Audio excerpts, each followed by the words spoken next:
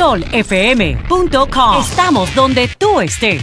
Sol, la más interactiva. Sol de la mañana. Tenía otro nombre, Figueroa. ¿Tú no estás de acuerdo con estas obras que se han realizado? Por ejemplo, te mencionaría una, y no es por nada porque yo sé que ya tú estás dedicado a la política, pero sé que el sector turístico te duele bastante. El corredor, la autovía del Coral. Del Coral, por ejemplo. Tiene que estar de acuerdo, Luis. Una obra como esa. Sí, pero sucede que la autoridad del Coral es una concesión. ¿Y el Limón? A una autopista, tú no sabes que es una concesión. ¿Y el Limón? Y ustedes sabían que esa autopista también, la de Samaná, que se hizo. ¿Esa es? Pues la que tú estás mencionando es la segunda parte. La segunda parte. ¿Y quién dio esa concesión, José? ¿Cuál? La de la Samaná. ¿Quién fue que la dio? ¿Quién la dio? Hipólito Mejía. Pero no hizo nada. Pero por Dios, que fue que dio la concesión y vino el sector privado. Ni tampoco el sector público hizo nada ahí. Eso parte del sector, es una concesión del sector privado, como también la autovía del Este es una concesión. Pero ese es el endeudamiento que tú Óyeme, no, en esa parte. Lo que yo le quiero, vamos a decir que vino esa crisis bancaria, hubo endeudamiento. Pero eso estamos justificando todo porque el otro lo hizo. Eso es lo que dice José La Luz. Ahora vamos a poner esto. Vamos a evaluar esas obras. Yo estoy de acuerdo con esas obras. Ajá. Vamos a evaluarlas. Y vamos a ver todas esas obras que ustedes mencionan no llegan a 2.000 millones de dólares en obras. No. Pero vamos a sumarla, por Dios, vamos a sumarla. Pero vamos a decir, mira, vamos a multiplicarlas que lleguen a 4.000. Y por eso tú tienes que llevar de 8.600 a 24.000 millones. Pero 24.000 dicen ustedes. Porque, bueno. O sea, claro, vamos a manejar cifras. Yo te digo, esa es la posición que plantea el PRD. Pero la que dicen las cifras oficiales de la deuda pública es 17.000 millones. Y lo encontraron. Pero espérate, Luis. Las cifras oficiales, estoy hablando de las oficiales. Pero ustedes dejaron la deuda externa en 8.000 millones y este gobierno la lleva a 11.000. Pero mira. La deuda externa. Mira. Y la deuda pública global 17.000 según las cifras oficiales. Pero de Hacienda y el Banco Central. Si tú te vas a las cifras oficiales, ellos mencionan final. Porque, por ejemplo, el déficit clasificado es de ustedes, no es de esta. No es de nosotros. Claro. ¿Y quién fue? Pues yo te voy a decir. Perdón. Óyeme, 21.300 millones según la cifra oficial. Deuda pública total. Estamos hablando de la deuda pública del gobierno y la del sector financiero. Pero es bueno que tú menciones, porque todo se dice que no, que lo de la crisis del sector de los... El hoyo. El falsificar fue... Sí, perfecto, muy bien. 76.000 millones de pesos se dejó ese déficit. Y ahora mismo está en 250 aproximadamente. 76.000 millones se dejó, José. Búscate las estadísticas y búsquese la estadística y la criminalidad que se dejó en 13 según las estadísticas internacionales. Porque tú sabes que es una bola de nieve. Tú me dejas, o sea, tú dejaste eso y lo que eso para que no sea exponencial. Claro, tú sabes bien que precisamente para garantizar la estabilidad. Mira, tú eres economista. Oye, por Dios. Ustedes lo habían hecho peor. Y ahora soltaron a Pellerano. Pero por Dios. Pero está bien. Pero por Dios. Óyeme, ahora, ¿cómo tú yo nunca había escuchado esa historia que de 76.000 había que llevar a los 200. No, óyeme, eso fue una de las partes más graves de la irresponsabilidad. Cuando empezó a bajar el dólar, que había un componente de falta de confianza en la situación, en aquel gobierno, en el último periodo, es lo que mandaba una política responsable. Era, el dólar llegó hasta 28 por 1. Empezó a apreciarse 28 por 1. Sin embargo, los sectores comerciales, eso no se reflejó en una rebaja de precios en ese tiempo, porque los sectores comerciales y los importadores continuaron haciendo el cambio del dólar, calculando el cambio del dólar 40 por 1. Que era lo que se debía. Pero déjame terminarte. Déjame terminarte. Óyeme, se pudo perfectamente entregar esos recursos para incluso que esa apreciación sacó del mercado a la zona franca, que desde ahí bajó de 200, porque bueno, vamos a hablar de estadística, 220.000 empleados de zona franca había en el 2002 y ahora quedan 87.000 empleados de zona franca. Sí, pero eso no fue por el gobierno. Eso fue por, ¿tú sabes por qué? Sí, el mercado de China. Todo lo bueno es por Leonel y lo malo es por Internacional. ¿Cuándo Hipólito Mejía va a cuando dijo Leonel que eso era un modelo agotado, porque él de economía no sabía que como está pasando. Pero es verdad que el modelo de zona franca estaba, tú lo sabes que sí. Bueno. Frente a la incursión de los empleados, díselo a Centroamérica que está llegando de ¿Cuándo Hipólito Mejía va a reconocer a Danilo? ¿Cuándo Hipólito Mejía va a reconocer? Él nos responde ahora. ¡Cambio fuera, Mauri! 9:06. Me ha precisado el senador Tommy Galán lo de la autovía del Coral que está siendo ejecutada por el gobierno. ¿Por el gobierno? De manera directa, si no es una concesión la autovía del es el gobierno que está ejecutando la obra. Sí, un saludo para Tommy y que Dios se la bendiga. Él sabe por qué lo digo. Entonces, pero quedó pendiente. Tú le habías preguntado. ¿Qué fue lo que tú le habías preguntado? Pero que investigue por qué entonces están cobrando. ¿Está la concesionada entonces la ¿Cuál? Los peajes de esa. Bueno, Tommy es el coordinador de la Comisión de Finanzas. Tommy, llámanos, por favor. Si cambiaron el contrato, como lo han cambiado siempre, en contra del interés nacional. Acuérdate que una parte era lo de Codasa. Sí, lo de Codasa, que estaba en Liti. Que estaba en Liti, incluía casi todas las Américas, hasta la Romana, pero no sé, lo de la autovía del Coral, no. Ya eso estaba incluido en la parte del contrato original. Esa es otra obra, pero tú le preguntaste a Luis Abinader ¿qué fue lo que le preguntaste? Bueno, lo que pasa es que hay un comportamiento, Julio, que es producto de la madurez de nuestra democracia.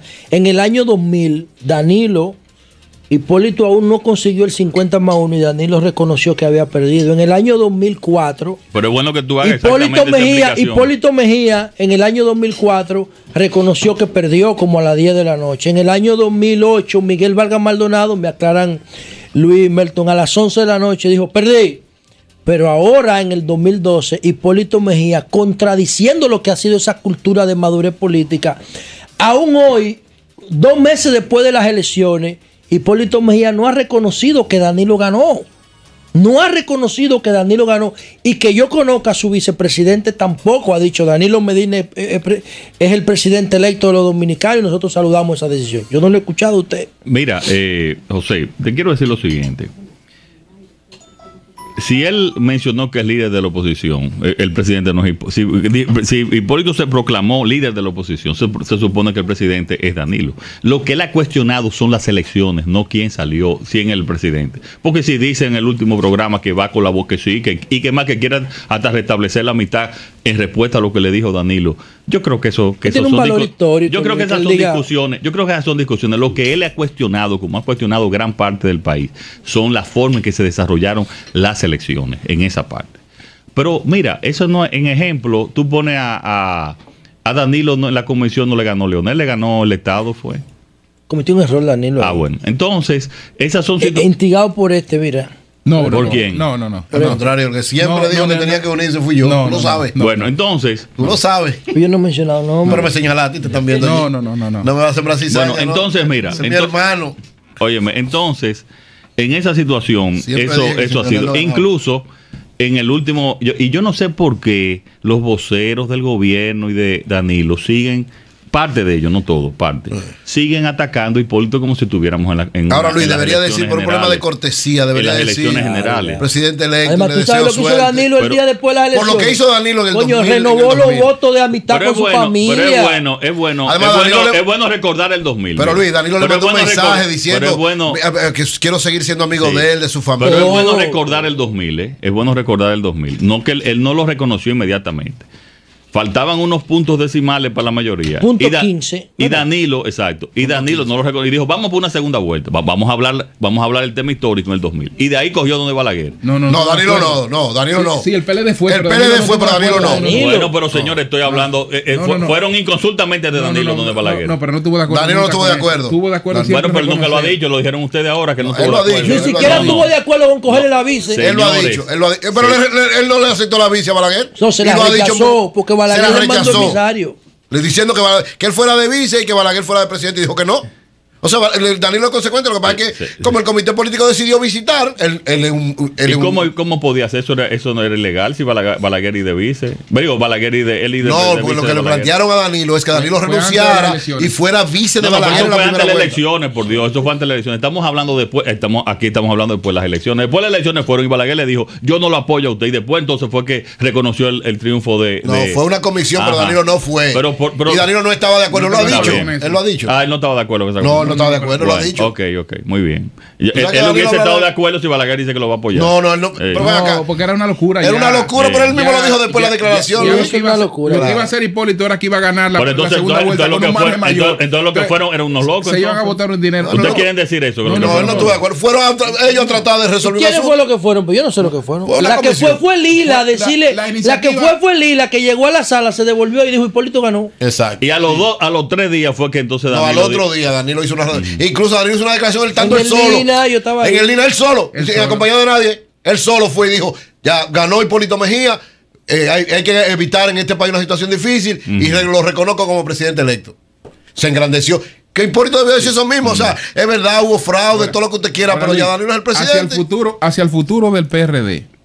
Ya, bueno, hay gente que entiende que Hipólito Mejía debería postularse de nuevo como candidato presidencial. Ajá, ¿y Luis? Ya gente que está planteando a Miguel Vargas, y Miguel Vargas ha admitido que buscaría la candidatura presidencial. El caso de Luis Abinader. Mira, pero no solamente, Hipólito podría repostularse y como lo dijo también Miguel, que ambos están en su derecho, sino también hay muchísimos otros compañeros también que han manifestado que quieren aspirar, y eso es totalmente legítimo. Totalmente legítimo. Claro, estamos a 4 años, faltan muchas situaciones.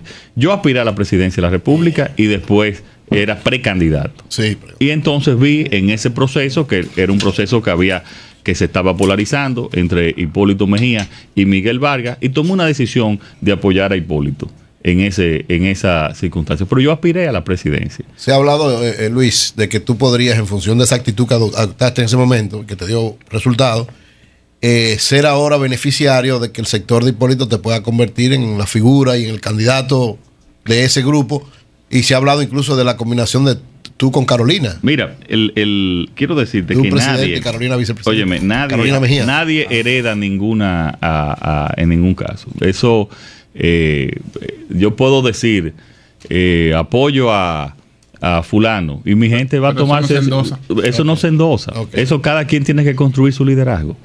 Y yo creo en eso, que cada quien construya su liderazgo. Ahora, Hipólito y yo lo acompañé durante el proceso.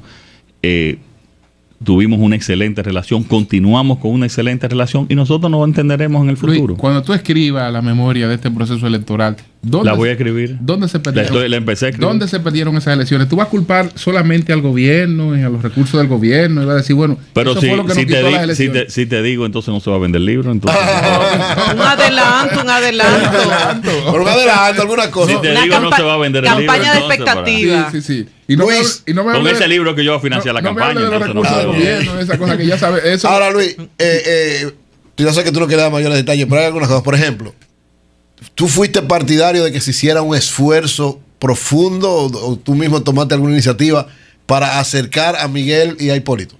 No, mira, yo no era el más indicado para hacer un esfuerzo, como tampoco lo soy ahora, de intermediación. Yo puedo ayudar a que se hagan esfuerzos, pero yo nunca estuve, nunca fui un obstáculo. Al contrario, siempre pensaba que no solamente con Miguel, sino con todos los PRDistas teníamos que llegar a un acuerdo. Obviamente Miguel era después de Hipólito, el líder, en ese momento el líder más importante. Pero yo personalmente, durante el proceso, después de la proclamación, le pedí a Miguel 3 veces que quería reunirme con él, para hablar con él y hablar entre él y hacer inclusive, mencionarle una serie de situaciones y de pactos y conversar algunos detalles de presente y de futuro. No pude conversar con él. La candidatura vicepresidencial, Luis, ¿la sentiste en algún momento que podía ser objeto de alguna negociación para sellar la unidad del PRD? Mira, nunca estuvo ni del punto de vista de Hipólito Mejía, nunca esa parte. Hipólito dijo que era un caso cerrado. Pero el mismo Miguel, nunca personalmente él tuvo interés en ocuparla, y él mismo lo dijo públicamente en muchísimas ocasiones. ¿Qué se puede esperar de la oposición del PRD con posiciones divididas de parte del presidente del partido, Miguel Vargas Maldonado, y Hipólito Mejía? Por ejemplo, en los últimos meses de la campaña, entre noviembre y mayo, ante situaciones específicas, habían posiciones contrarias. tanto con lo del centro de cómputos, con lo del envío de ex federales, de militares, exmilitares, o sea, habían posiciones contrarias. Entonces lo mismo puede pasar ahora y eso debilita a la oposición. Mira, no, porque estamos, bueno, en esta parte de la oposición, eso hay que admitirlo, María Elena, eso debilita a la oposición, y yo pienso que es una de las principales razones por la cual debemos de buscar una solución a este proceso. Ahora, independientemente, nosotros estamos haciendo la oposición debida, y yo creo que también en el Congreso los diputados tienen que hacer más oposición a ese festival de préstamos que no puede continuar. Óyeme, para la democracia nosotros tenemos que hacer el balance de poder, el PRD, que es el principal partido de oposición, y tenemos que hacer el balance de poder, y es uno de los quizás de diferencias que hay en este proceso en cuanto a una oposición obviamente decente, propositiva, pero agresiva, porque somos la única forma desde el punto de vista constitucional de hacer ese peso al gobierno presente y al gobierno futuro. Pero eso solo se logra con una posición unificada, si numéricamente unificada sería mucho mejor. Y eso, por eso estamos trabajando para que eso se haga. El sol de la mañana, el sol de la mañana. solfm.com. Estamos donde tú estés. Sol, la más interactiva.